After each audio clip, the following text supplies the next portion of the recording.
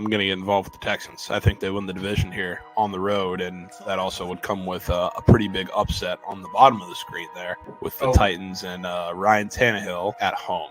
We've got a squad ride sweep. Let's fucking go, boys. How about that? How about the Magic? So, Ron, we'll be seeing, brother. You were a terrible coach. We are in the same spot now that we were in 4 years ago. If not, maybe even worse. All right. And then, yes, a Five Guys bang. How about it, Jets? 200 to win $2,200. What do you say? I'll tell you what this screams to me. Like, I think Corum still gets his yards, but this square screams to me there's going to be a big run early in the game from Michigan, and you're going to look up and be like, oh, surely it's Corum. No, it's probably going to be Donovan Edwards. What is that? Dang. Is that from bro, your I don't camera? know, but these TikTok cameras, bro, they be getting me. Yeah, there it is. Squad rides are perfect in the new year. Let's fucking go.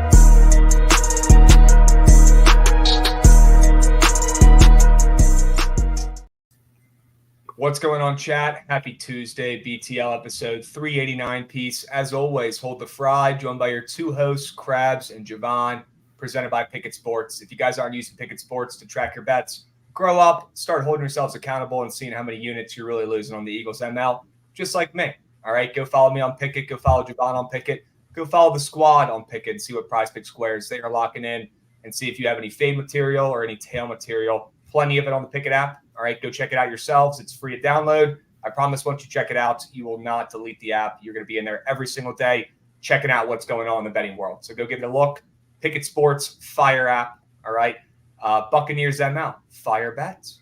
Javon, the floor is yours, my man. Talk about your Bucs. Talk about Baker Mayfield. It's unbelievable. I mean, the floor can be yours too, because realistically, I mean, the Bucs were okay. The Eagles just looked like a peewee team. So I mean, 11-1 or 10-1. That was a pretty cute start. Then they lost 6 of their last 7. The defense was, you know, I've watched a lot of Bucs football on that field specifically, and I can tell you, even from the days where the Bucs were 2-14, getting Jameis Winston to the first overall pick, that's probably the worst defensive performance I've seen happen on that field, which is crazy to say. So I mean, the Eagles, rat piss, Jalen Hurts, definitely hurt, but I mean that coaching staff, piss. Shane Steichen was the key to that team. Both coordinators really were. Their ass. So I mean, I'm pumped to see Baker Mayfield and the team going far when, you know, fan base included. I mean, I give you credit for believing in this team a little more than a lot of other people did, and look where they are now. We're getting Jared Goff versus Baker Mayfield in the NFC divisional round. Who would have thought? Sometimes it's better to be motivated than be talented in life, in sports, in anything. Guys, talent does not always win. And when talent is clouded with egos, when talent is clouded with selfishness, when talent is clouded with me guys, when adjustments aren't made, when complacency sets in, after going to a Super Bowl the year prior and thinking that everything was going to be handed to you on a silver platter because your team was good last season. The New York Yankees, another term that would make perfect sense in this scenario. Guys, sometimes it's better to be motivated. Sometimes the player, the team that gets kicked, 100 times is the guy who gets back up and ends up winning the whole fucking thing. The Buccaneers are just a blue-collar group of hardworking guys who just continuously overperform. And it's been impressive to watch. And shout out your guy, Baker Mayfield. We'll talk about him a little more in a moment. But the moxie that guy has, oh my gosh, it could solve the low T problem for all men out there ages 40 up and all those late night ads. Baker Mayfield could supply the T for the entire country if he had to. That guy is a fucking beast.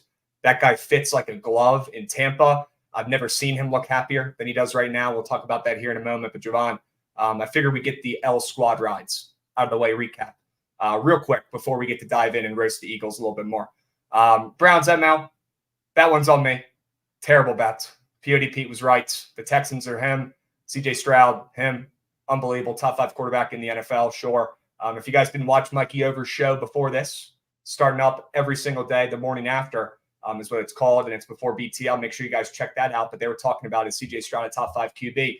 This season, I think he sure as hell is. And performances like that against the Browns, pulling out wins in his first game in the playoffs, proves that.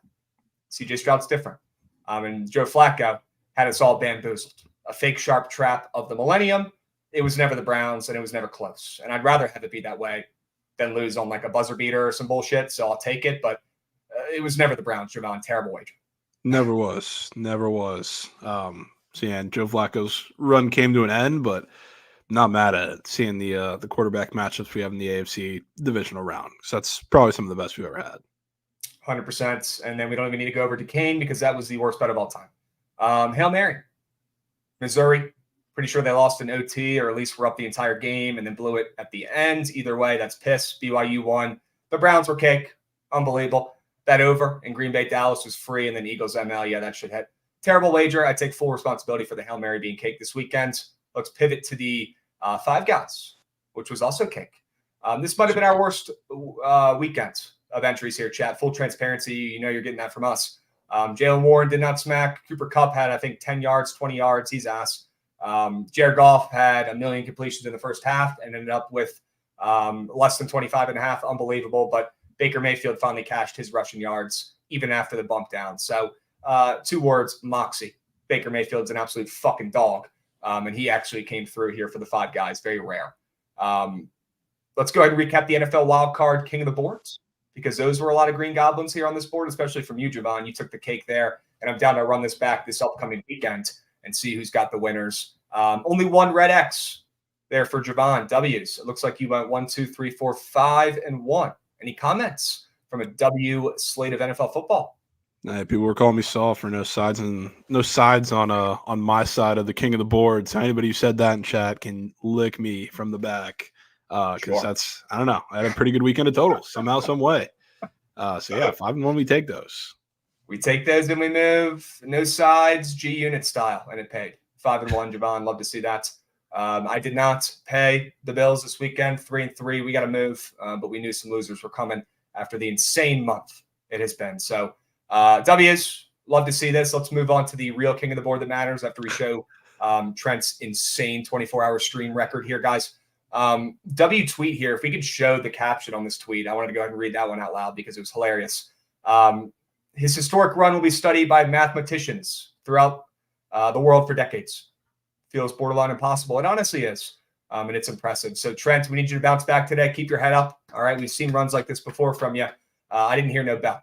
Trent, get back up today. Fire up that damn surge stream. Bring the confidence. Bring the mojo. Bring the Baker Mayfield moxie. And let the winners come to you. All right. Don't force. We got to bounce back after this unbelievably red weekend. What the fuck, dude? Insane. Yep. Absolutely incredible. Impressive, to be honest with you. Impressive. We move. We got Len Bong giving a sub bang. What's up, Lenny? Love to see that. W's. We got Len a little active this weekend. Not his best performance. I think he was locked into the football. He was not dialed on the court.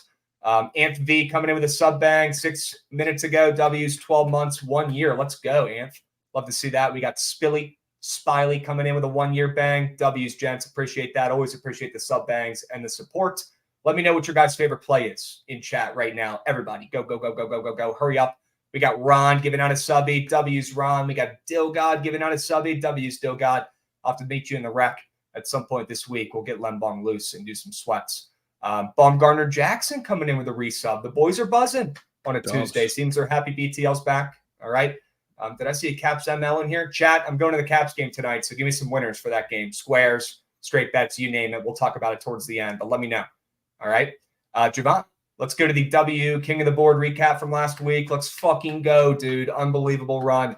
I'm going to tell my grandkids about this. King of the Board, insane. 4 and 1, plus 2.56 units. And the Hokies were on there, and even they turned green. Javon, I can't even explain that. That's just legacy. You got a tip cap. I'm just getting ran and every king of the board that actually matters. So, I mean, you had a legacy week. There's probably no stopping you, period, but ratchet week for myself. I tip nothing but cap. Unbelievable. Goots, get your ass up here, bro. Let's go ahead and give out some free prize picks promo. Why not us? Why not? Let's do it. How we doing, Goots?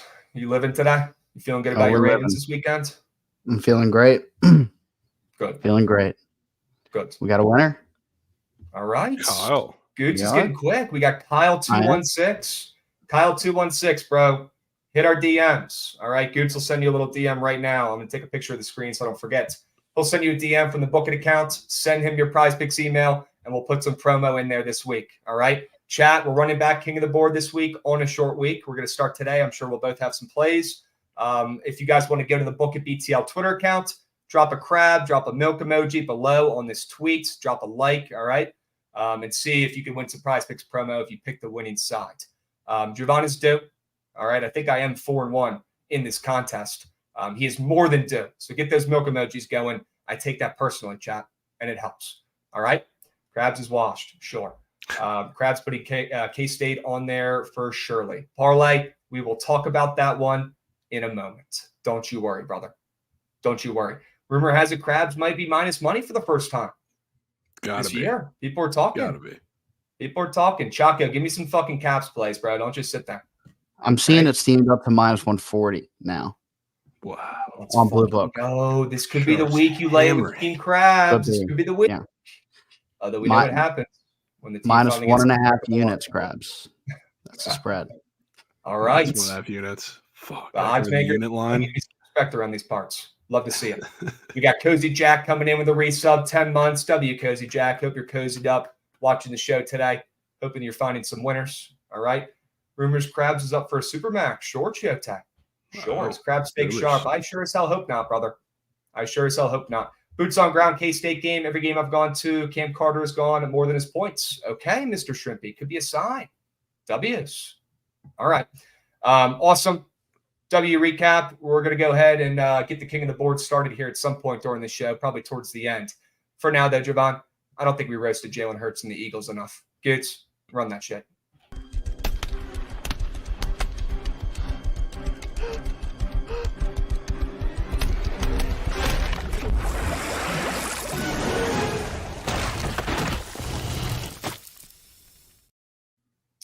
I'm not going to lie, folks. I was expecting a vintage Jalen Hurts performance last night. Javon, all you can do is laugh, as you should.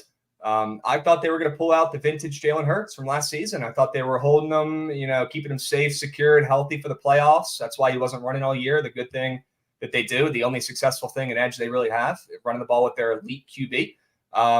Turns out that was not the case. Turns out there must be something else going on that we don't know about, Javon, because to be honest with you, instead of getting a vintage performance, we got plays like this, where Jalen Hurts looks like he'd rather be firing up 2K for the late nights, joining the boys in the rec, than laying a block. I have never seen effort this week. Maybe it was because they were already down 2 touchdowns at this point, or maybe it's because Jalen Hurts' body is holding on by fucking dental floss. I don't know. I am not a doctor, all right? But I'm going to tell you what I've said all season. Number one, this team is overrated and overvalued from last year in their performance, where they were red hot, everything went their way, and they were dialed, and they were running this new offense where nobody can stop their fucking QB. Well, some teams figure that out a little bit, and it does not help when your quarterback's knee is absolutely fucked.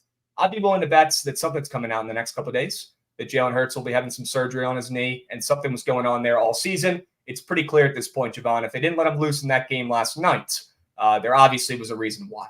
And there's 2 reasons. Number one, he's a pussy. He's a wimp, and that's why he's not laying blocks like this. That's why he's not running. Or number 2, it's that he's hurt. Okay, and I'll be honest, I'm the biggest Jalen Hurts and Eagles hater of all time, and I don't think he's a pussy. I don't. I actually think he's a tough dude, and I respect him. I will say that right now. I think he's hurt as shit, and that's pretty clear. If you didn't get that from watching the game last night, I mean, it was absolutely terrible. The guy's a statue, and he can't even lay a fucking block. He is literally glass bones right now. And that's why the Eagles could not find any success, because the only thing they can is running the ball for 1 yard to score a touchdown with their 280-pound QB. All right? They didn't do Guys, that either. Eagles, huh? I said they didn't do that either. They tried. They tried, and they got stuffed. They got only stuffed 2 by teams Vita. Stuffed. The Tush Push, Javon, the Commanders and the Bucks. Yeah, last night. the Bucks have done it multiple times too this season, because It's if there's almost one like guy, it's almost like running right at Vita Vea is not a good move. yeah, probably not a smart idea. The Just one guy like, who could actually stop the brotherly shove. You run right taking out. this safety in the end zone was a really smart play too. Sure. Well, I'll give him the benefit of the doubt. He really can't move, and he's definitely hurt, and his knees are fucked. But it was clear last night that this Eagles team did not have the juice. And like I opened up BTL with today, sometimes it's better to be the more motivated team. Sometimes it's better to be the more motivated player. Sometimes that player who's been bouncing around teams like he's useless and worth as much as a practice squad QB or Taylor Heineke, sometimes that guy ends up blossoming into a beautiful QB under center who leads a team who's underrated and undervalued all season. to the playoffs to win a fucking game against the most overrated team of all time. All right? We're seeing that happen right now, folks. It's unbelievable to witness. It's unbelievable to watch. You get the fat, happy, complacent Eagles, who are the most toxic organization I've seen in recent history, with their players blocking shit, deleting stuff, injuries, pouting on the field. Just watch them play. It's pathetic. It's sad. If I was an Eagles fan, I would be extremely disappointed, not only in the showing and the scoreboard, but in the effort levels. Sometimes it's better to be the more motivated party than to have more talent. And if that wasn't proven last night in that Bucs and Eagles game, I don't know if it ever will. Okay?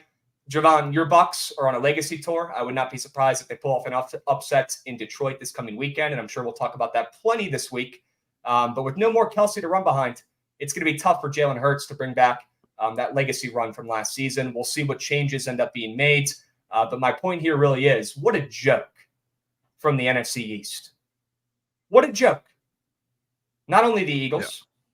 Let's not forget about the Cowboys and what they did this weekend. What a fucking joke. If that doesn't emphasize complacency, entitlement, the Cowboys are literally the New York Yankees on steroids at this point. It's a fucking joke. And hopefully they bring someone in who wants to work their butts off and is not just handed a job, who was carried to a Super Bowl because they had the best quarterback at the time in Aaron Rodgers. Clearly, Mike McCarthy was not the answer. Get that fucking bozo out of here. As a Commanders fan, I'm going to be sad to see him go because I never feared playing against him.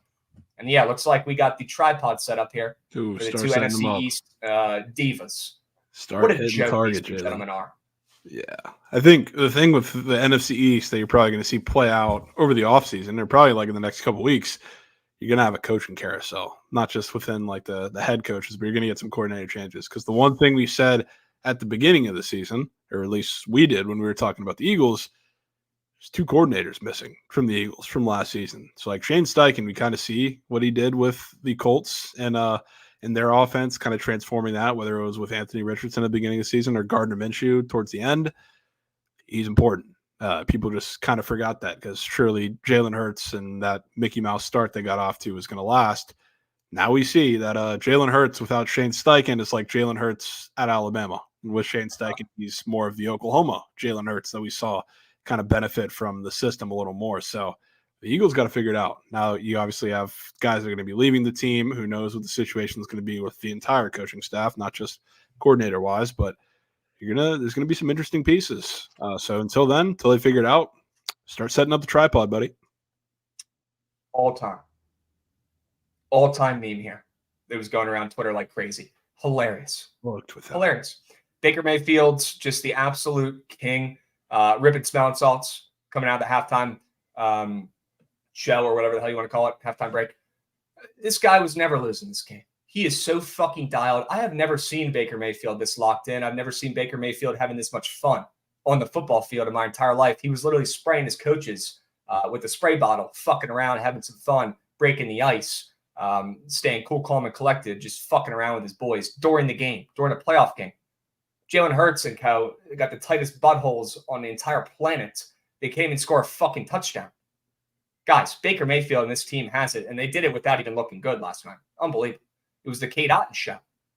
Yeah, they didn't even need to go to their guys. If you would have told me they dominated that entire game without Mike Evans realistically catching a pass, and Chris Godwin realistically was not a huge part of that game until the end of the game where it was already kind of out of hand. If you would have told me it would have been the Kate Otten, Trey Palmer, David Moore show and they'd be dominating, I'd tell you you're smoking crack. And here we are. I guess 100%. That just tells you how bad the Eagles defense has been. They can't make a tackle, can't cover anybody, nothing. And yes, Levante David, thankfully not his last game in Tampa because he's still playing. So shout out him. And I don't know how much Hurts would have been running, but best QB spy in all the land was Devin White last night. He didn't let him get out of the pocket for a second.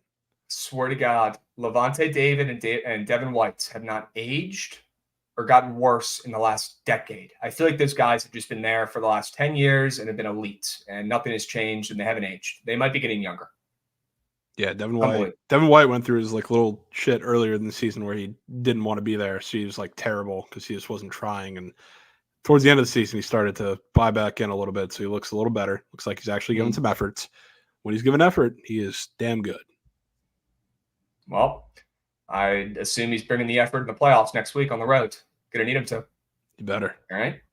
W's. And real quick, guys, that Eagles secondary is a fucking joke. And all those veterans on that team should look themselves in the mirror and try to change some stuff up for the new year, because them thinking their shit doesn't stink after their Super Bowl run where they lost was probably the reason why they didn't bring the energy and make a single tackle in that game last night or all season. Yeah, what a joke. Debo is laughing right now after Thought I was calling watching Bradbury and that whole secondary minus Darius Slay after calling them trash. Yeah, Debo was right, because they are garbage. My Pop Warner team can tackle better than that defense last night. It was a joke. They didn't even want to tackle, kids. No. They didn't want to be there. It was a joke. Insane. Ridiculous. That's enough time spent talking about the poverty Eagles and gassing up Javon's Bucks for one day, if I could say so myself. All right. Let's move. Let's groove. Baker Mayfield was never losing in that game. Real quick, before we dive into college basketball Super Tuesday, because we have so many games to go over and a lot of winners to let the people know about. Looks like Jay Gruden was having a good time last night, Javon. I don't know if you saw this tweet, but it looks like Jay Gruden cracked into the maybe some Woodford Reserve, some of the darker liquor. It seemed like it was some of these tweets. He was having a good time watching this game last night and firing off some tweets. Turns out, I don't think Jay Gruden understands that people can respond and absolutely roast your ass on Twitter in response. But let's see how some of these played out. We got B. Mitch, Commanders legend. He still does, radio and works with the team and is one of the guys who's always been around for the last couple of years and always involved. B. Mitch did not like this tweet. Are you serious, dude? Please just fucking disappear. And then Jay wasn't done yet. He had to put the bottle down for a second and get the Twitter fingers going. He responded back and said, "You are a kick returner, or you are a punt returner." If you could share this feed and thread, it was hilarious. Just those two bozos going back and forth and chirping. Made my night, to be completely honest with you. But that's not why I'm showing you guys this. All right? I'm showing you guys this because of that original tweet from Coach talking about if he ever put a QB through what Philly's putting Jalen Hurts through. He apologizes. Then you get RG3 posting this puppy. RG3, by the way, his trolling levels are absolutely through the roof. He is the ultimate troll right now on Twitter, the NFL. He is fucking killing it. Even I'll say it myself. I can't tell what he's joking about or what's real, and that's how I know he's fucking doing a great job. He's got my brain in a blender, and he put Jay Gruden in a blender last night too with this post. All right, but we're not done. We're not done, okay? Jay Gruden responds back and says, I didn't put you in the right position here. You weren't prepared, RG3. And if you could share that tweet, that'd be hilarious. Yep, you weren't prepared, Robert. Huh. And then Robert claps back with this quote tweet of an even funnier picture of him. It looks like he probably has a folder on his phone with about 100 of these on deck just in case. You told me you didn't know how to coach a QB who could throw and run like me, so it looks like you weren't prepared, Jay. Absolutely stuffed my guy in a locker. Oh, I did not expect to see my two fucking childhood heroes, RG3 and Coach Jay Gruden, and well, maybe that's a combo for another time, but my two childhood heroes going at it on Twitter this morning, it was better than coffee. Absolutely hilarious, and that's why Twitter, X, whatever the fuck you want to call it, is the greatest app on earth. Hilarious.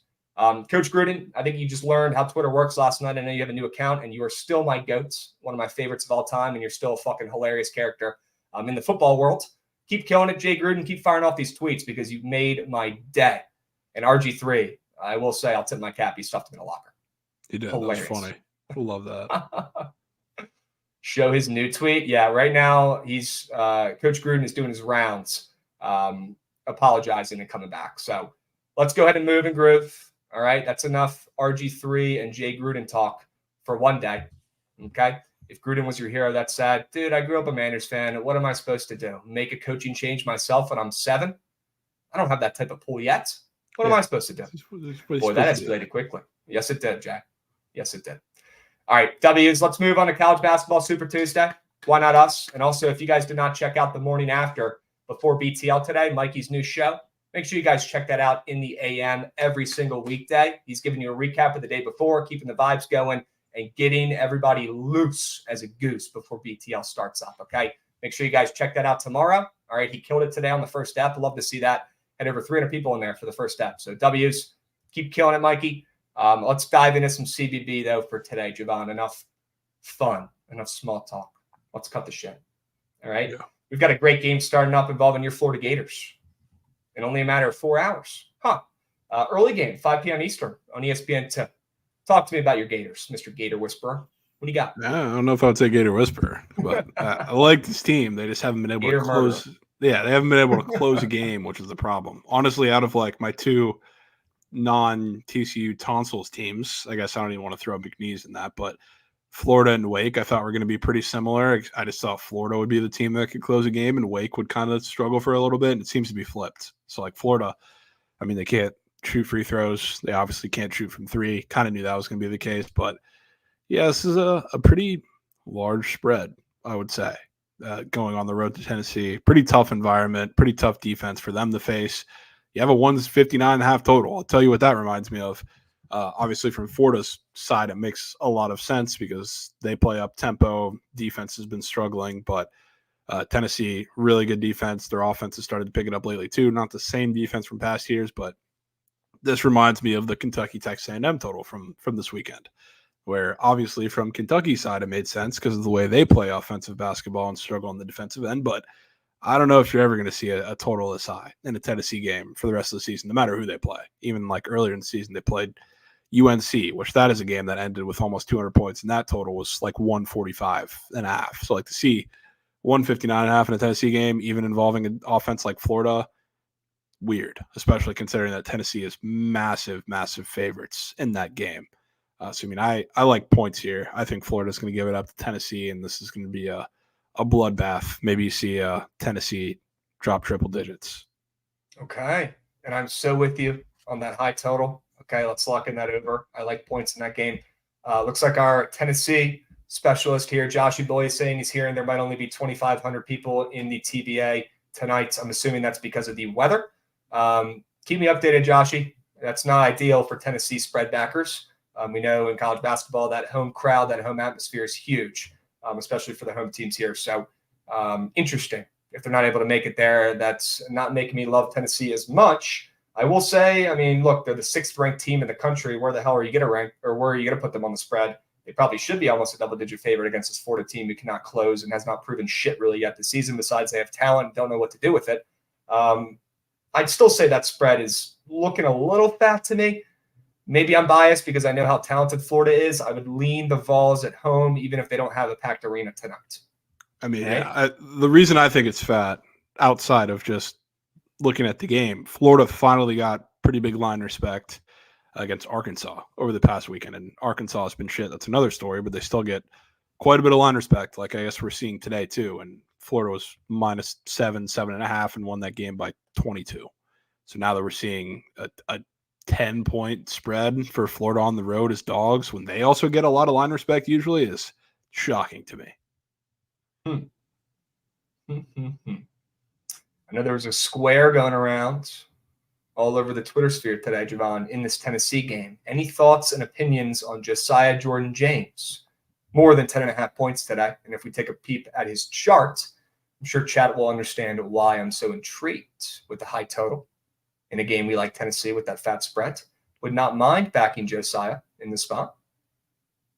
Yeah, I mean, I don't really have an issue with it. It's just like with Florida. I don't know.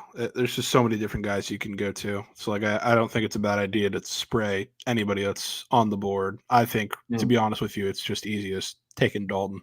I think he's going to walk to the rim the entire game. It's like we see a pretty suspicious 3-point made square, which I really don't want to fade, but I think that's pretty indicative of like what Florida's going to give them. They're just going to put them in the pick and roll on the outside, and I don't know if they want to deal with – they definitely want to take the big guys out of the paint with Tyrese Samuel and Micah Hanlogton, and that's just going to be easy pick and roll food on layup lines. So I think Dalton's going to be that guy. Josiah Jordan-James could also certainly be that guy. I don't think there's a wrong answer here. Okay. Basketball brain, Dalton Newt, you already seen it, 30 piece. He's the best player on that team. Weird lines brain, looking at the squares, maybe a Crabs play. Josiah Jordan-James, more than 10.5. I could co-sign both those puppies. We got Goonie, EXO coming in, resubbing 14 months. Hell yeah, brother. Love to see that, Goonie. We got Braves fan 8, although you're a Braves fan.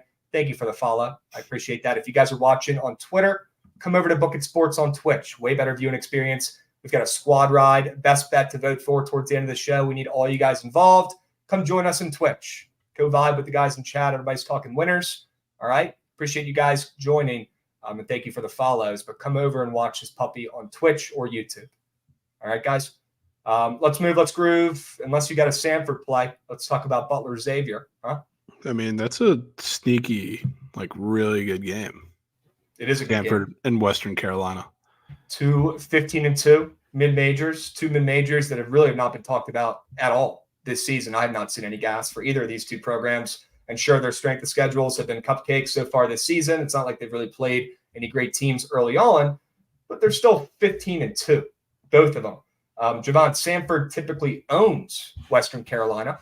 I think they've beaten them the last 6 times they've played at least. I don't know what they're going to make Western Carolina in this spot. Are they going to make them a dog? Probably not, with how well they've looked and how good they've played this season. But maybe Western Carolina shocks the world and gets an upset here. I guess they're a favorite by the books, but an upset in the basketball world against the Samford team that owns them in this spot.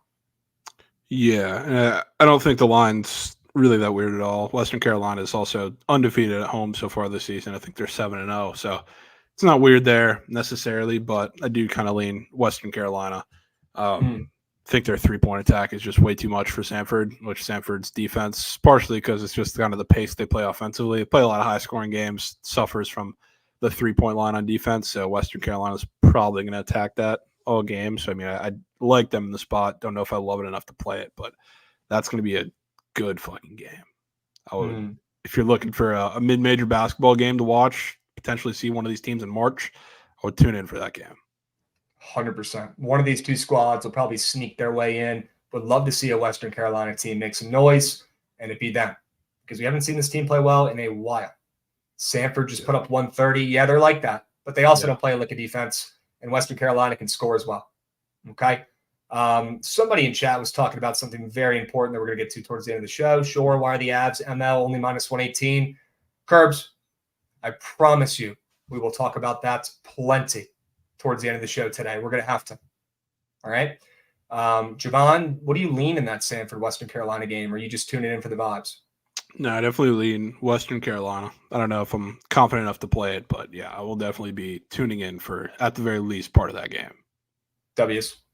Let's move. Let's groove. Let's talk about Butler and Xavier. You got this 11-6 Butler team going to play an 8-8 Xavier squad, Javon. But all that matters is who's home in this matchup, in this conference between these two teams, whatever you want to say. The home team has a significant edge, no matter how good or bad the opposing away team is, really. Butler right now is not playing great. They got off to a hot start this season against a bunch of cupcake teams, and now you look at what they've been doing. They've lost 4 of their last 5 games. They had to have won at least a couple more of those, including a loss at home in their last contest to a Seton Hall team that came in and beat them. You don't see that very often, not in this conference. They lost as -4 favorites against Seton Hall in that last contest. You go over and look at what Xavier's been doing. I don't love that Xavier's coming off this outright win against Providence at Providence. Me talking through this right now is honestly making me want to square up for Kitch and take Butler on the road here. But it is worth noting that spread is definitely a little tight. But it's not like Butler's been playing well to deserve any more respect. Yeah, not really. I'm not too impressed with that Butler team just because they can't defend, really. Like, pretty impressive win at Marquette earlier last week. But other than that, they haven't been too impressive. Xavier's obviously coming off of a really big win in a massive spot. So, I'd have to lean Butler on the road a little bit here. I do think they match up pretty well. Like, it probably is as good as you can ask against any of these better Big East teams with the defensive issues that Butler has. So I kind of lean them plus the points on the road. Another one that I don't know if I'm going to get to the counter with, though. Okay. Sure. I think the line is making me want to take Xavier, but I'm definitely going to stay off this puppy. I still do lean that way. But with the recent play from both these squads, sure, Butler has that win at Marquette, but besides that, they've lost their other 4 games in their last 5 and have looked like absolute rat meat. So not in a rush to bet them. Not really sure how good either of these two teams are yet. I think we're going to learn a lot about both these two squads as they face off tonight on FS1. Should be an epic battle. Should be close, right? That's why that 5.5 is a little bit sketchy for me, but a little shocked to see Xavier getting that much respect. A little bit. I still lean Xavier, but I'm not going to bet that game. I'm going to sit back, kick the feet up, grab some popcorn, and see who's actually good between those two squads. W's, Purdue and Indiana's. Wow. That's a game I want to talk about. That's a game I want to play. I'm going to take Indiana here at home, Assembly Hall. I know they don't have their absolute stud of a center from last season. I don't care. And I know Indiana's coming off a nice little win against Minnesota, ending their little Make-A-Wish run where they were perfect ATS and the hottest, most surprising team, at least in the Big Ten, up to this point this season. Indiana silenced that talk finally with a big-time win and cover in an 8-point victory against Minnesota over the weekend. They've won 3 of their last 5 games. Indiana not doing anything special. I'm not even saying I'm a guy, but here's what I know. All right, if a team's getting a couple points at home against the big and bad Purdue squad, and they are coming off the win now, they've rebounded after that Nebraska loss outright, I'm going to back Indiana at Assembly Hall against Purdue in this spot every single time, no matter who is on the court. It doesn't fucking matter. Assembly Hall has magical powers. Purdue has shown that they are beatable against physical teams. And Indiana at home, it doesn't get much more physical than that. They're going to try to eliminate Zach Edey from this contest. We'll see how it goes. But Indiana has the veterans to at least hang around in this contest and keep it within 10 points. Not saying they're going to pull off an upset, but I do think this game will be close and go down to the last possession. This is one you're going to want on one of your TVs tonight. It's going to be a 3-point game either way. Give me the Hoosiers. Give me the points. This spread is hilarious. I know it's fact. You're probably surprised I don't like Purdue, but I got to play Indiana here in this spot. No, I can see why you want to take Purdue. I can't do it though. I salute you. I think it's crazy because this game always is a dogfight, like somebody said in chat, and I keep thinking back to that Maryland game on the road where God damn it, Deej. Another Peacock game is crazy. Yeah. But I keep thinking back to the Maryland game where they're +6, +6.5 at home, and just seeing Indiana +9.5 is scaring me off very, very hard. So I will leave that to you and the other Twitter sharps, and I will salute you for that play. Purdue has been getting crazy fat spreads all year. Devil's advocate, I will say. Purdue's been getting fat spreads everywhere they go in every game they play in. Except against Nebraska. That is true. 7.5 in Nebraska. Another one that just makes me think, why the fuck are we getting Indiana to keep it within single digits? But I respect the play. Has to be played. Indiana owns Purdue. They've beaten them 3 of the last 5 times, including 2 outright wins. Sure, might be a public angle. Definitely not a nuke piece, but 1 unit on Indiana. It's a must play for me. All right? Fair enough. Talk about your Frogs today. Very curious about your Frogs. W finally getting ranked. Love to see that, showing some heart. But then you look at the spread and you're thinking, oh, God, they're +3 against Cincinnati. Give me the rundown here. I kind of saw it coming before I even saw the spread. Did I think I didn't know if Cincinnati was going to be favored. I thought it was going to be closer to a pick 'em, but yeah, a week, probably the best week in the history of TCU basketball, getting 2 top 10 wins within a handful of days. Now you're getting ranked finally on the way to a road trip at Cincy, who just had they fought with Baylor on the road, collapsed towards the end of that game. Not really much they could do. Guard play for Baylor down the stretch was pretty incredible, and they really should have beat Texas right before that as well. So this might be the time for them to finally break through. I'm really not sure where the public is at in terms of believing in TCU as a legitimate team because, I mean, I don't know. They're still a pretty underrated team in my eyes. Maybe that's just the fan talking, but I do think Cincy is a pretty good matchup, or it is a pretty good matchup for Cincy going up against TCU because they're a physical team on the inside. They do have some sizable guards and size pretty much everywhere on the wing, which is the one thing that like really gives TCU an advantage over a lot of the Big 12 teams that are undersized. Like even you could talk about a Baylor, the one thing they have on them is size. The one thing they had against Oklahoma was size. Even with Houston, their guard room is super undersized, so that helped them a lot in that game. So now you get a little more of that with Cincy. So I'm a little concerned outside of the line, but when I look at the line, that gives me even more of a scare thinking that it's going to be Cincy on the road today. Yeah, it's got to be Cincy here at home against your road Horned Frogs, without a doubt. At least a 1-unit play on that spread or ML, whatever the hell you want to do, whatever you're about. Has to be a play. I like the Cincinnati team. I've liked them since the start of the season. I think they're underrated, undervalued. I liked them this past weekend against Baylor. They covered. They almost won that game on the road, which was fucking nuts. They played their fucking hearts out. I like their coach. I'm a big-time Cincinnati coach guy. I think he's an absolute stud, and he's got his boys playing great, and they haven't even gotten other guys back from the portal and approved. I don't even know what's going to happen at this point. But they've got enough bodies. And like you said, they do match up great with TCU. They've got some size. Their best player is 6'11". They've got 3 forwards, including Bandiago, a familiar name, senior. This guy's been around for a minute, coming over from Akron and then Utah Valley. Now he's here at Cincinnati, and he's an absolute fucking stud, the 7-footer. Who's averaging 9 rebounds per game. Physical, tough. That's what Cincinnati does. And that worries me with your TCU Horned Frogs, a team that I think is very guard heavy to rely on points and rely on a team to hang around. I don't know if they're going to be able to hang around against this big-ass Cincy team at home, coming off an absolute back-breaking loss to Baylor in a game that they knew they should have had. They could have had it. They were right fucking there. That game was tied right at the end, and then they blew it. And right before that, they should have beaten Texas as well. This Cincinnati team is good. Nobody talks about it. Nobody cares. They don't have flashy names. They don't have any crazy transfers. They don't have Landers Nolly anymore. All right. But this is the best Cincinnati team we've seen in a while. Watch out for these boys. There's a reason why they're laying 3 at home against a ranked Horned Frog squad. It's because they're going to get it done today, respectfully. Yeah. I mean, I've already seen the Lukosius legacy game where he turns into Steph Curry. Sure. I'll be interested to see, though, because I would really love to get involved in some Victor Lakin props if Bandogo can't play again, because he missed. I don't know how many he missed before that, but he didn't play in the Baylor game. And I know he's his status is up in the air for this game. So if he can't go, I mean, you're going to get some more run out of Victor Lakin and second unit, big men for TCU. I mean, good Lord, they're soft as it gets because they play a little more up tempo. They're not physical. So I mean, Lakin's going to absolutely grub if that's the case. Yep. Trying to figure out if he's playing or not right now. I'm not seeing anything. It's still questionable. I've been checking for a while. So it's something that we're probably going to find out pretty close to game time. Okay. Yeah, it looks like he tried and gave it a shot in that last game this weekend and warmed up and didn't give it a go. Maybe he'll give it another shot this weekend. I would not mind having that big body Bandiago back, but I see what you're saying. If they got to leave out the ones there against your twos, it might even benefit Cincinnati more if he's not playing today. All right. Sure. Saints booted their OC. Shocker. Not surprised to hear that in the slightest.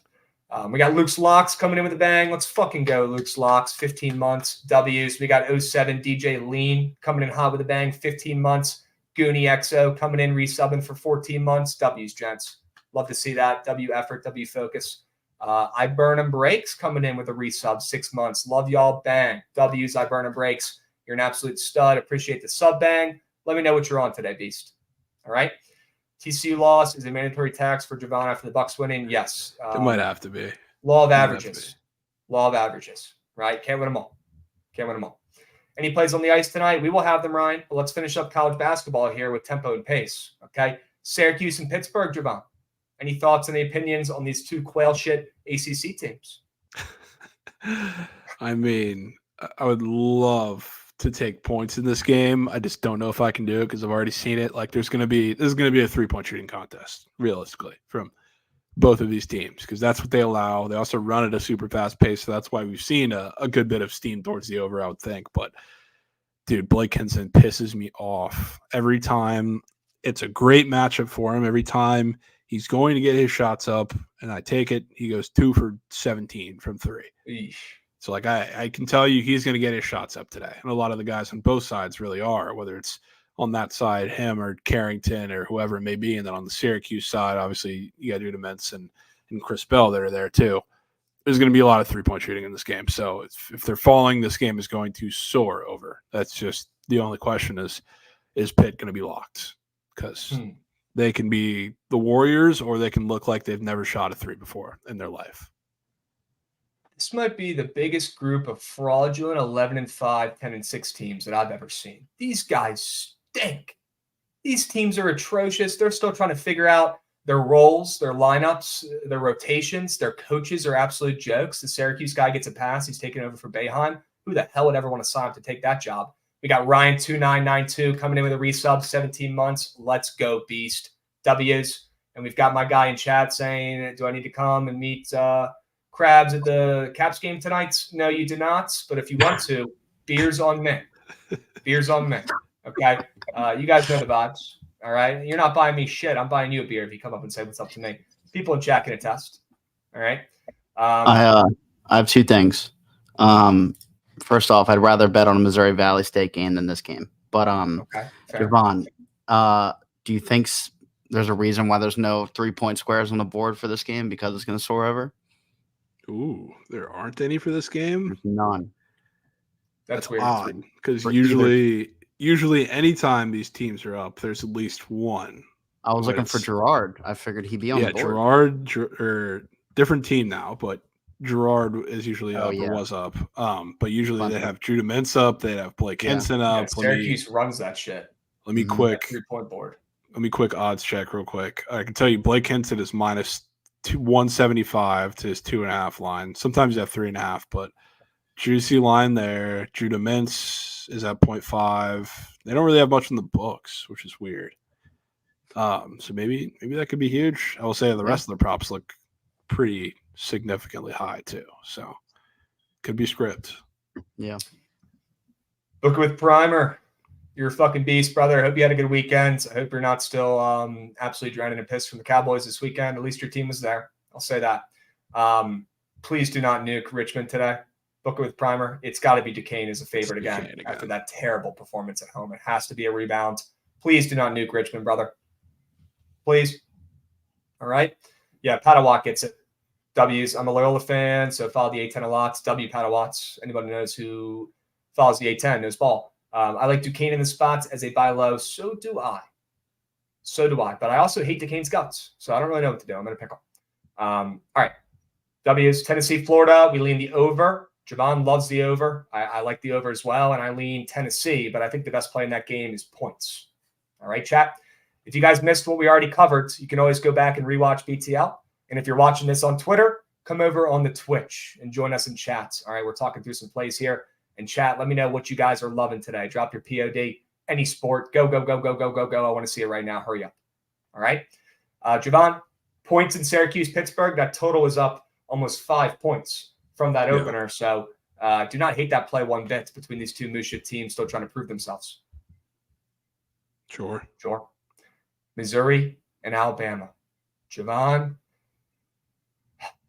is it time? Are we backing them again? This Missouri team has stolen so many of my coins, and they stink. But I want to bet them against Bama coming off that big-time win this weekend. What are your thoughts, my man? Absolutely.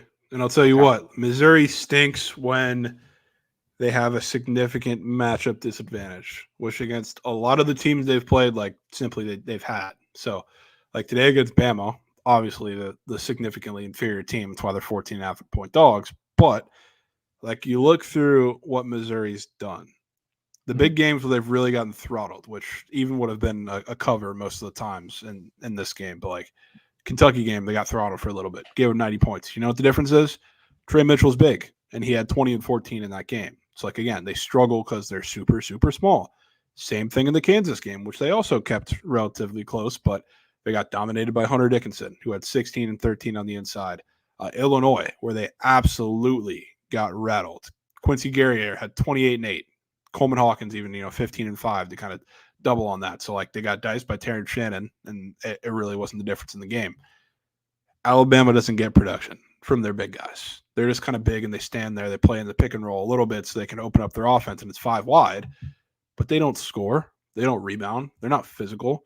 So like this is perfect for Missouri, who wants to play a little bit of 5 out and have Noah Carter not try and rebound over guys that are 4 inches taller than him and much bigger than him. So like this is a perfect Missouri game script. And part of the reason why this game is always, a shootout or a barn burner from the beginning is because they match up really well. So like I think Missouri will have a certain chance to, at least in the first half, keep this game really, really close. And I think this is a game that's going to go down to the end, go down to the wire.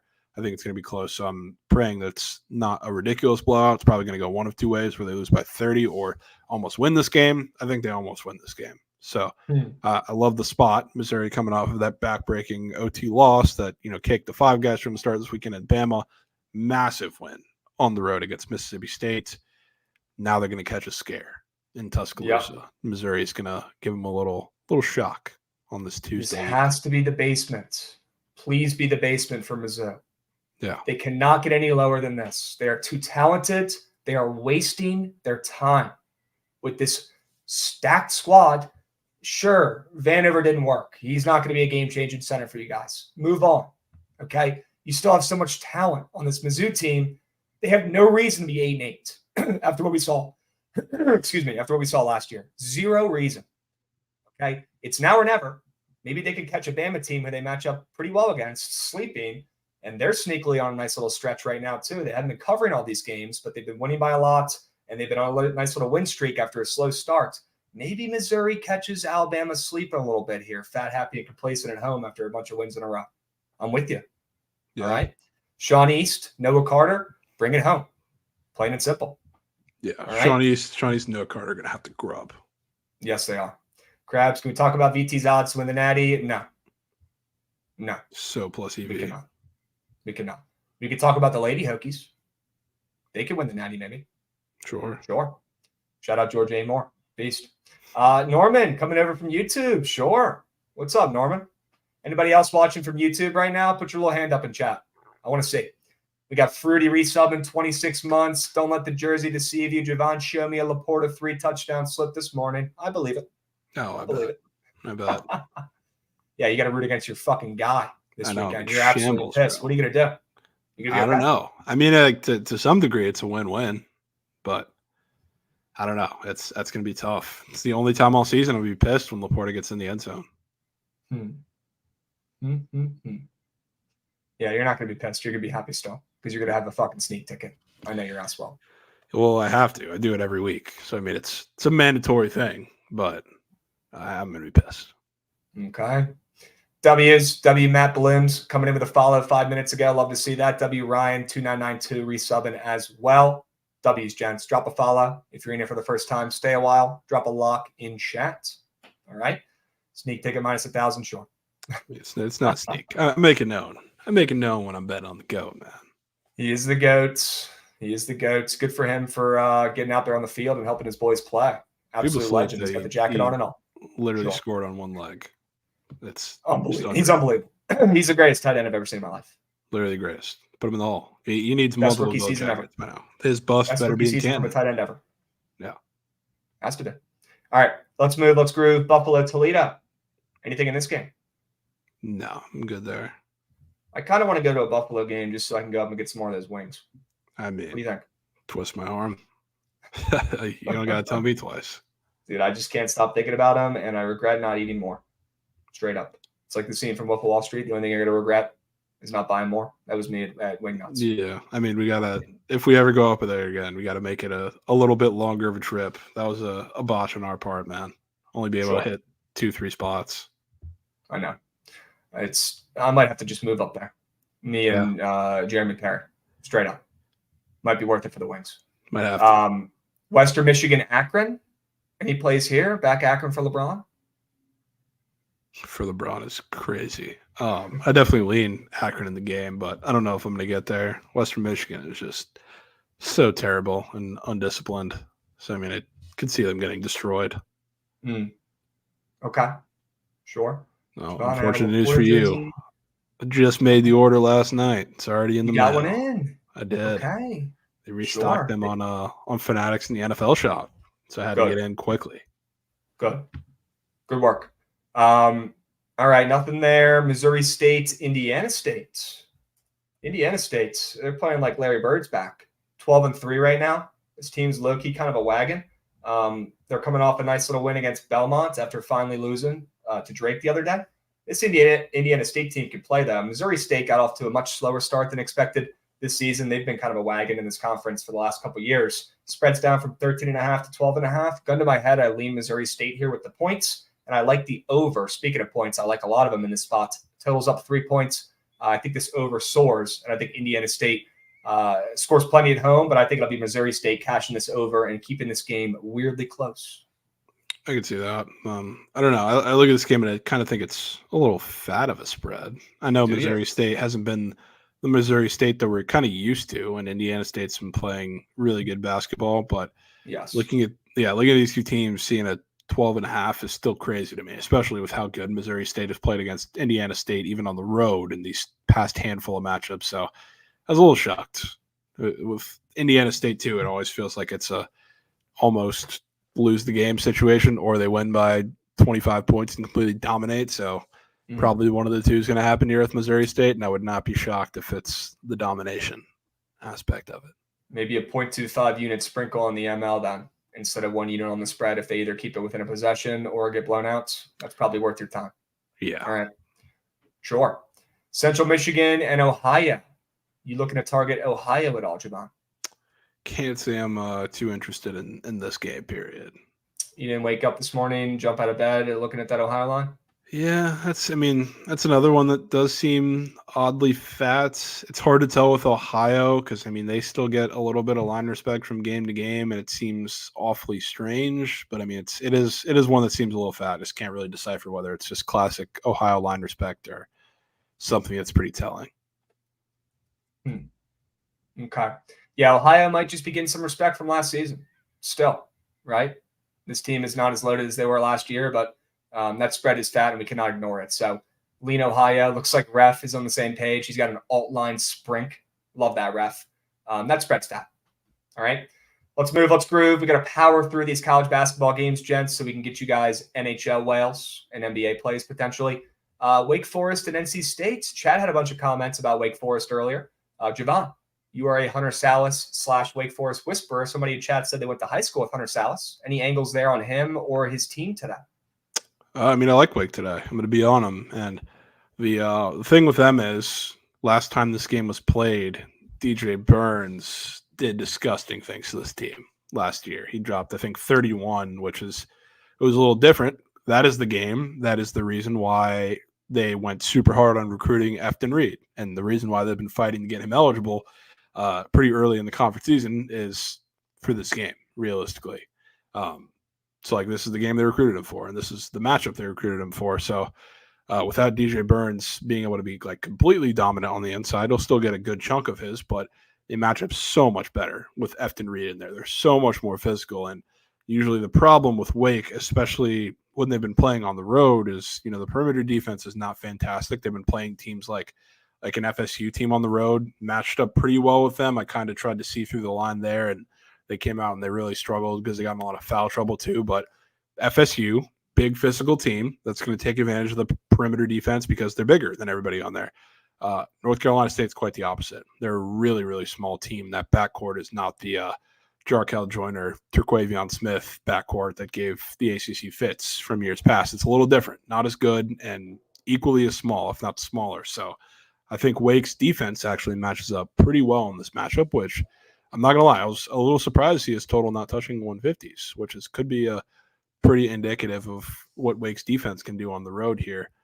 So for a team like NC State, who I think has just kind of generally been overvalued, period, this season because of what they've done in the last couple of seasons, I'll take a stab at Wake. I especially love that they had that slip up on the road against FSU, team that matches up a lot worse for them. So maybe it's the get back now. Okay. Javon going with his Wake Forest boys as a short dog here on the road.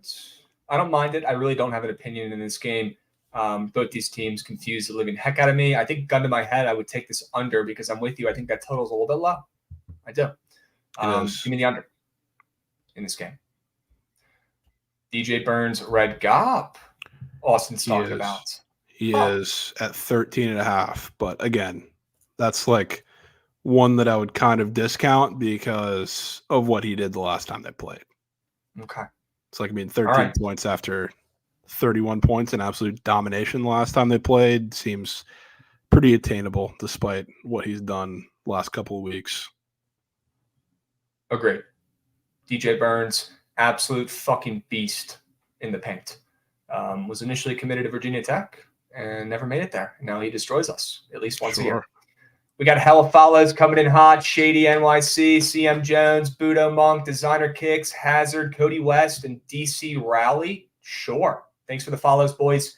Let me know what your favorite play is in chat. And if you guys are in here watching for the first time, drop a follow. Stay a while. We're almost at 40K.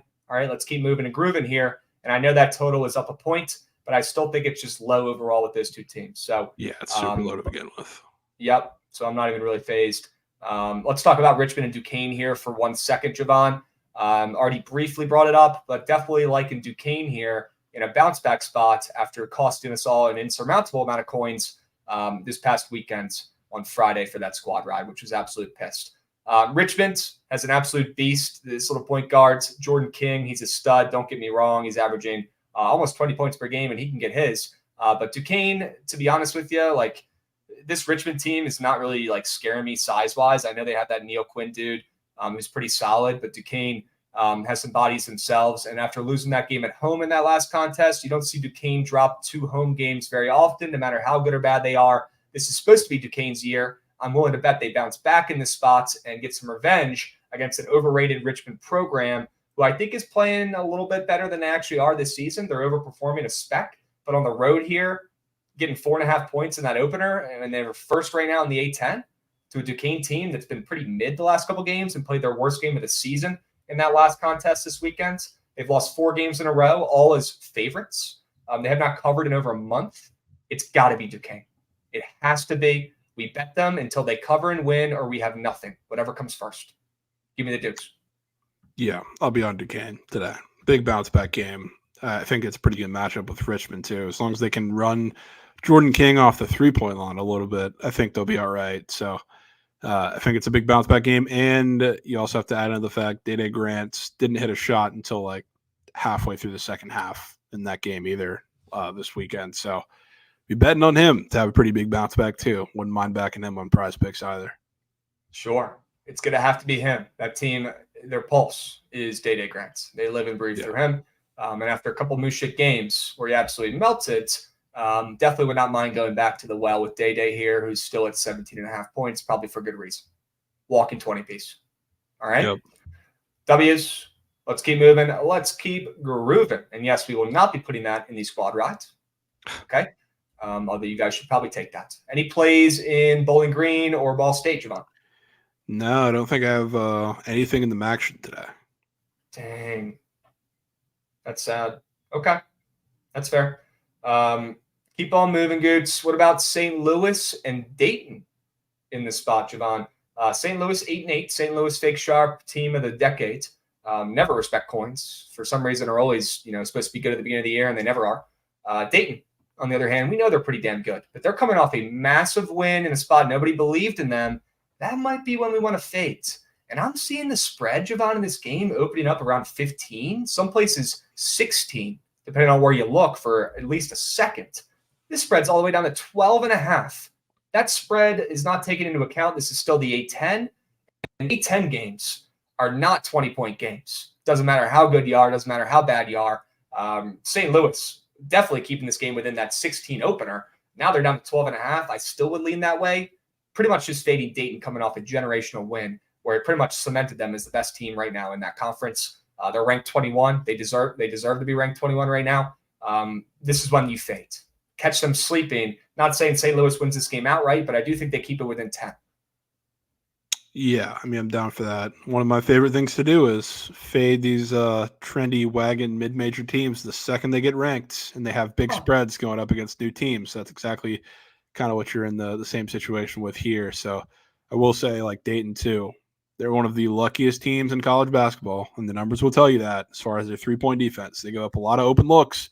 Teams just don't hit them, which is kind of what we saw with Duquesne in that game. That was absolutely ridiculous. So, if you're going to leave open, who's going to make you pay today? If you leave him open for St. Louis, Gibson Jimerson's going to make you pay if you leave him open. He's going to be hitting shots on the road or at home. He's got a strap. So if you leave him open, I can guarantee you that 3-point defense for Dayton is not going to look like it did sneakily against Duquesne. So we'll see how he gets defended in this game. But they got a couple other shooters too. So I do like St. Louis plus the points. Okay. Give me the points. Let's move. Let's groove. There's an elite game up on the board that we have to talk about. Baylor and Kansas State. And would you look at that, Javon? Kansas State now the betting favorites after opening up plus 1.5, moving to plus 1. Now they are -1. Depends on where you look. Against Baylor. Javon, little revenge angle here. Let the people know what's going on in this spot. Jerome Tang. Big-time revenge game against his old team. That's where he came from. He made a little enter Big 12 move before their little Cinderella run. So, big spot, especially at Kansas State. But this game is going to be awesome. And I definitely lean with the side of the line move here on Kansas State's, and I know you do too. Baylor's guard play is just so damn good. But if there's any team that when they're on, they can match it, it's Kansas State. We just haven't seen it all that much this year because Tyler Perry hasn't been able to deal with the step up in competition. Cam Carter's kind of been the steady rock there, which is surprising if you would have said that at the beginning of the season because Tyler Perry was definitely the guy, or you thought he would coming into the season, and everything else for Kansas State has kind of fallen into place. They've just been kind of middling. They have a good performance. They have a bad performance.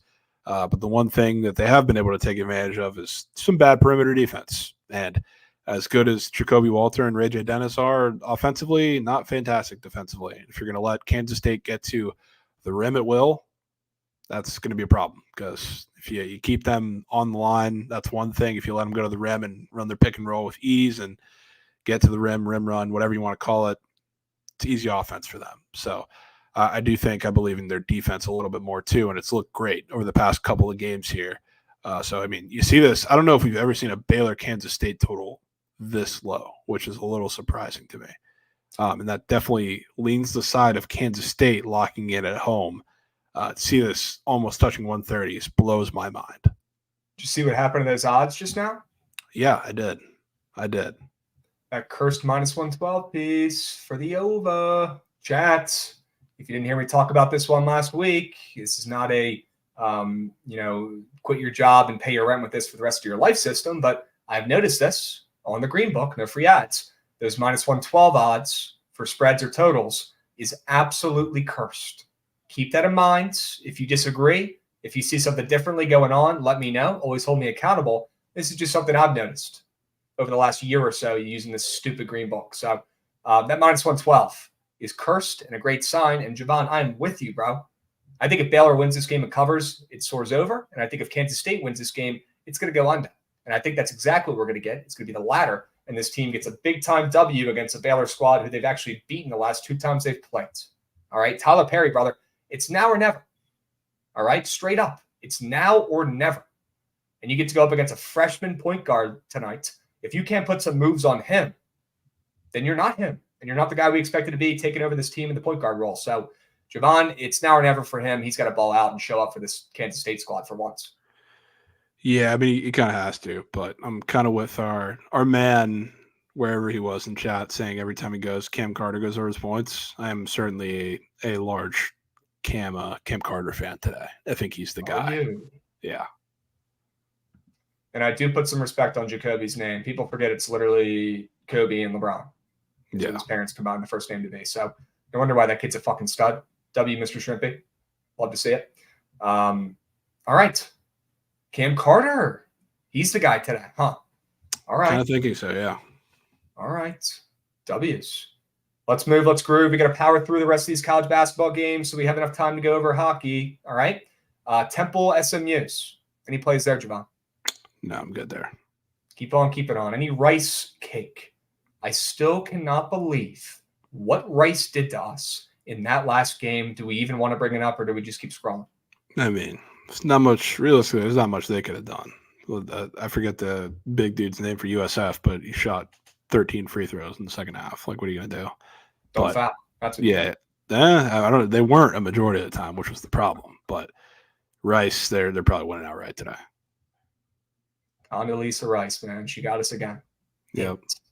St. John's being a favorite on the roads at that beautiful -108 odds on the Green Book. Would you look at that against Seton Hall? Please give me the go on St. John's being a favorite on the road here in this spot. That is crazy. Gooch POD. I'd definitely sign up on St. John's, and we're getting the Gooch POD to match it. Get your ass up here. Don't be dropping that and then hiding in the corner, bro. Get back up here and defend your POD. I think there's probably a little bit of a Patino tax going on with the spread, especially with what he said in that press conference, but I'm buying into it. I think he's pissed off. I think his boys are pissed off. I think Joel Soriano is going to grub tonight in the paint. So, yeah, give me St. John's. Give me Rick Pitino. All right.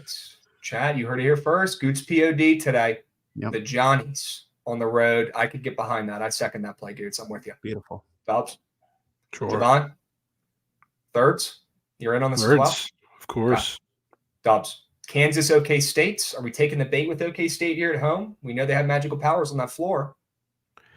They do. I just don't know if I can do it because I don't know. It's a weird game because like Oklahoma State is in such a terrible place, even at home. Like they had that great performance against Baylor. They went twice on the road and got absolutely smacked in both games, including putting up 42 against Iowa State on the road. Really good defense, don't get me wrong, but embarrassing offensive performance, and now you get to go up against a Kansas team who's built pretty similarly. So I'll tell you what, I think they can hang with Hunter Dickinson on the inside, which could be the key to keeping this game close. But everything else, I don't know how it falls into place. But it is just one of those games, kind of like Baylor, Oklahoma State, where every time it's in Stillwater, you look up and Oklahoma State's asking questions the entire game. So I would not be shocked to see them hang in this game. I will definitely not be paying to find out, though. I'm with you.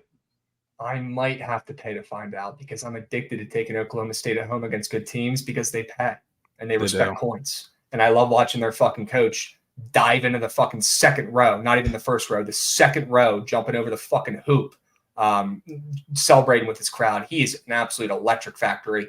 And that team at home has magical powers. Plain and simple. They do. Definitely a strong lean right now, chat. TBD if I get to the counter. And I know we have to move and power through. We only got about 5-10 more minutes to go over CBBs here. But this is an important question. How much did Goots throw on George Washington yesterday? Goots. How about that little two-piece parlay? Goots, boots on grounds. Yeah, I put 2.5 units on James Bishop over points and George Washington plus 2.5. Bro, James Bishop, bless his heart. This guy just gets double covered, triple covered every game now because they don't have Brandon Adams anymore, and it's tough, and he still ends up dropping 20 pieces. It's insane. I mean, the volume helps. People forget. He went to high school with me. I sat next to him in class. People do forget that. Yeah. People do forget that. They do. Goots and James Bishop collab back in high school. Mm-hmm. All right. Let's keep moving. Let's keep grooving. You guys will hear that name in the next couple of years in the NBA when he gets a chance. If he performs well in the summer league, let's hope. He's tiny, but he's going to have to play perfect and he'll get a shot. Wisconsin, Penn State. Everyone in chat trying to force feed me to bet Penn State today, Javon. That gives me the vibes that it's a little fake sharp. What are your thoughts on Penn State today in that spread? I'll take them. I'll be on them. Okay. No, I don't even think they're trying to force you to bet them. They're just like, apparently the Wisconsin fans in chat are like Eagles fans part 2. They're obnoxious every time you bring them up or you fade them. So that's what they're saying, trying to force it on you in that way, and I'll do it for them so they can shut up because Penn State's going to cover this game. WASN. Yes, Baltimore legend. Love to see that. All right, fading Wisco. I didn't know that it was like that. Wisconsin fans are coming out of the woodworks right now, Javon. It's their natty. Dude, it's every time year. You bring up fading Wisconsin, it's like you shot somebody's sister in the chat. It's crazy. Matt Groh has had enough. Matt Groh and Normal, why don't you guys come over to the Twitch chats? Stay a while so you're not just talking to each other. Anybody over in the YouTube, anybody watching on Twitter, come over to Book It Sports on Twitch. We're live right now, almost at 40K followers. Go, go, go, go, go, go, go. Wisconsin owns Penn State. Penn State has looked like rat meat the last couple games. Wisconsin is unbelievable, unbeatable the last month. I'll take a stab at Penn State. Fuck it. I'm in. Plus 5.5 at home. All right. Let's move. Let's groove. Iowa State, BYU. Javon, BYU Whisperer. Are they soaking in the winnings tonight, or are they absolutely kicked? I mean, I'd like BYU today. Okay. The thing is, just with a 4.5 spread, just like some people got burned by the 5.5, they're just late game free throw shooting. They're a great free throw shooting team until it gets to the final minute. So 4.5 spread is sketchy. Probably if you can find a live ML and they come out slow, sure. Which with Iowa State is a possibility. Sure. Okay. Yeah, I don't really know what to make about that line. I have no plays. We'll leave that game to be. We'll leave the Mormons alone there for a little bit. I don't really know what to do with that BYU squad. I'm rooting for them.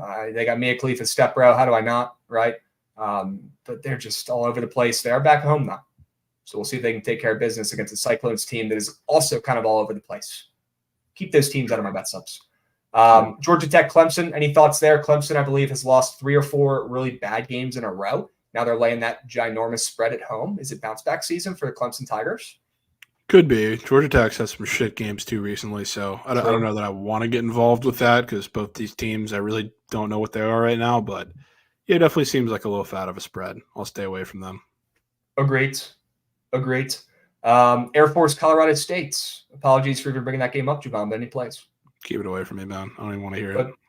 Good. Keep South Carolina and Georgia out of my bet slips. Still trying to figure out if those teams are any goods. Arkansas and A&M. Are we going back to Arkansas one last time at home, getting a handful of points? Looks like A&M is that cursed green minus 112. Oosh. Texas A&M coming off that elite win, right? Arkansas, still terrible, but only plus 3. Are you taking a stab at them one last time, or are they just rat meat? No, I'm good. I can leave it. I'm done. Okay. Seems like the leave Arkansas to the Wolves and let Muss Bus figure it out before we hop back on. It looks like the obvious bounce back spot at home after A&M just had the win of their life, against Kentucky in a game where finally fading Kentucky in a sharp spot has worked. So probably is the time to fade. Seems overly obvious though, so I'm good. Definitely lean Arkansas. TBD if I'll get to the counter. I don't like how that spread has moved from +1.5 to +3.5, but I would be lying if I said I didn't like that +1.5 opener for Arkansas. So yeah, TBD. And that camera is absolutely gassed. Unbelievable. 10-4s though still, right? Yeah, I can still hear you. I don't know if we have anything else in these late games except for New Mexico. Yeah. Cut the shit. Take us to New Mexico's. Why not us? New Mexico lane. Is that a 6 I see? 6. Javon? Oh my goodness. A 6-piece? Are you kidding me? Against Utah State. Javon, how many units? No, none for me. None one for you. I'm good. None for you. Not even one measly unit on New Mexico? I'm good. Why? I don't know. It seems too obvious for me. I see you know what this feels like to me? This feels like Cincy against Texas. Oh, God. So, I mean, not that Cincy shouldn't have at the least won that game, but feels so obvious to the point where maybe we get a Utah State win and no cover. Plus, I do have a lot of respect for Utah State, so I'm good there. I'll leave it to you though, because I can respect the play. Okay, yeah, maybe it's a better money line piece, but let's not act like Utah State doesn't absolutely own New Mexico. I mean, they have dominated and owned this team for a decade. Just absolute domination. Just like Danny's saying. Yeah, he knows. He's a Mountain West guy, 100%. They absolutely own them, and we're seeing one of the fatter spreads I've seen in a spot like this for a Mountain West game in a while. I don't know, man. I feel like New Mexico is a must-play, at least a money line parlay piece. Yeah, can't fault you for that. It might be the Patino Bozo pack. Could be. Wow. Could be the Patino Bozo pack could be the two-piece. difference. People are talking. Yeah. All right. Xavier, New Mexico money line. W. Lembaugh. Looks like he's locked. All right. Javon, we don't have enough time to be messing around here. I want to get your hockey plays because I know you have a few, and there's one game in particular that you need to talk about. Cough, cough, Ottawa. Can we pivot to the ice? Yeah, we can do that. Sure. Okay. How many units are we putting on Ottawa today? 10? I don't know if I can put any units on Ottawa today. I don't know if I can do it. Because it looks like, I mean, part of the reason why the line's kind of dropped like 20 cents towards the Avs with what already was a short line is because they're likely starting an AHL goalie, which, not that the Senators are starting much of a better one, but at least there's a reason for the line, along with a Nichushkin injury that's been rolling for a couple of days, and they just lost the Habs yesterday. So I really don't know if I want to get involved with Ottawa. I do. I will bet it for you. That is not great news that it's a, backup fourth string, whatever you want to call it, goalie in for the Avs, and that makes the line obviously make way more sense. It's just too late. It's too late for me. Yeah, I can respect it. On the ML.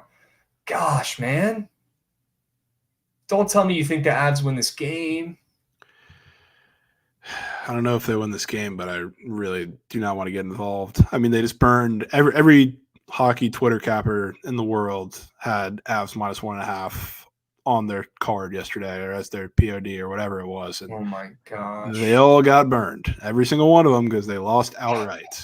So, I mean, I don't know that I'm dying to get involved. And some people in chat might not know who Matt Sogard is. He has definitely played an NHL game before. He's been in the league for a couple of seasons now. So it's not quite the same as who we might see from the Avs today. So I'm not really sure how to look at this game. Okay. Well, take us through some of the games you are sure about and that you like, will you? Well, there's not much certainty kind of across the slate today, which is weird. So one that I'm kind of taking a flyer on when I'm not sure of the goalie situation there either, is the Kings. Like the Kings ML on the road against the Stars, which the Kings have been garbage for a couple of weeks now. I think they had a a really long losing streak prior to just yesterday. They beat the Canes. And usually this wouldn't be a spot that I would buy into, but yesterday against the Canes, they did start David Rittich, who probably needs to be starting more for that team. And Cam Talbot got a little bit of a rest after he's been dog shit for a couple of games. Really, their offense hasn't been great either, but Rittich has been bad. Or Talbot hadn't been as good as he was. And now Rittich got to start, hoping whether it ends up being another start for Rittich, which I don't think it'll be, but if we get a Talbot performance off this little rest, maybe that energizes them. I think that win will energize this team as well. And the Stars, minus 130 at home against the Kings on a back-to-back after they're on this big losing streak and finally broke it with a really good win, seems like a glaringly obvious play to me, especially with how well Ottinger is playing right now against teams like this. So I kind of want to take a flyer on the Kings on the road. That's the one I would like. Like chat likes Talbot to be Talbot confirmed huge. Confirmed, yeah, that's kind of what I liked. Because I think after that little rest game and seeing the team rally behind Rittich for a game, I think that's going to energize him, and he's going to come out looking really, really good today. Okay. What else? What else do we have? I mean, I kind of like the Blackhawks. I don't know if I'm going to get through laying it with that number because it's probably why you should take it. Blackhawks, even against the Sharks at a minus 150 price, is glaringly disgusting. So I don't even know if I can get there with that, but that's a crazy price for the Blackhawks to get steamed up to, no matter who's on the other side there. But yeah, I'll definitely take a stab there. You want to talk about Caps game plays? I do. Or just give me what you like real quick, and then we can move and get the squad ride going. But would love to know your opinions on this Caps game. I'm assuming Ovi's not playing with that line pulling back 20 cents, and I'm hearing that he practiced minimally today early on and then did not practice towards the end with the power play team. So doubt he's going to play again today, and that's probably why that line pulled back. Yeah, and I mean, I'll tell you what, even minus 185 with no Ovi, I know the Ducks are on a back-to-back. I don't know what their situation in the crease is today, but minus 185 with no Ovi against the Ducks team, who they've had a couple of really good wins after playing like shit, and now they're starting to get healthy. And yesterday they just beat one of the hottest teams in the league and the Panthers on the road. That seems like a fat number with Noah. I know the Caps have been fantastic at home, but minus 185 with no Ovi against the Ducks. They're on a back-to-back, but they just beat the Panthers, and they've been I don't know, their offense outside of the Lightning game has looked a little more lively since they've gotten guys back, and Leo Carlson's back and playing and not on his little rest period anymore. I'm shocked to see that price. I'm not going to lie. Bert's on Caps minus 1.5. Bert, if you're at the game tonight, I'll be there. All right, section 114. Come say what's up. I'll buy you another beer. All right, Caps ML, safe parlay piece is what I'm hearing. Yeah, I wouldn't mind it as a lay piece. Never really a safe piece for the Ducks because you don't know what team's going to show up, but I think that minus 185 is a little bit of respect. I honestly thought this was going to be – I know the Ducks have been putting up a few more goals lately, but I thought this would have been closer to like a minus 120 under 6, maybe like borderline 5.5 total. So I was a little surprised to see it at 6, especially. Opened up at 6.5 briefly too. Yeah, I guess probably a little bit of back-to-back tax there, but I mean with no Ovi still, seeing this – a little juice towards the over at 6 is a little surprising to me.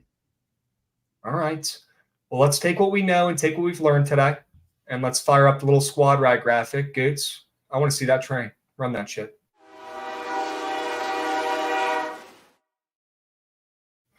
We got to bounce back after 2 squad ride L's this weekend, chats. But that doesn't mean we're not bringing the energy and bringing the winners and bringing the options for you guys today. 9-2 in 2024. Let's make that 10-2. All right, I want to come on and count my guap for the intro tomorrow on BTL. But for now, we got to lock in and find some options here, Javon. What are we liking? Squad rides are good, right? I fucking that Trent. How was that? 24-hour stream was putting up. He was shooting tour dates on those bets, man. Unreal. 14.5. You cut out a little bit. What were you saying? Mizzou plus 14.5. Yeah, I was going to say the two that I'm sold on for the vote are Kansas State and Mizzou. Okay.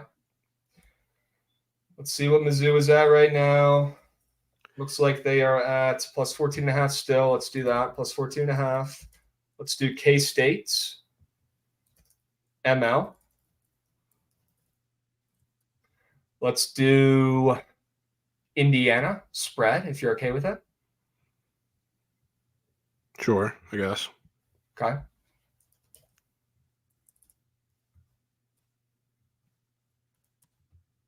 We're not putting the St. Flames in John's? this puppy or Ottawa in this puppy. I was going to No say St. Ottawas? John's. I'd be down for that. St. John's, Goots POD.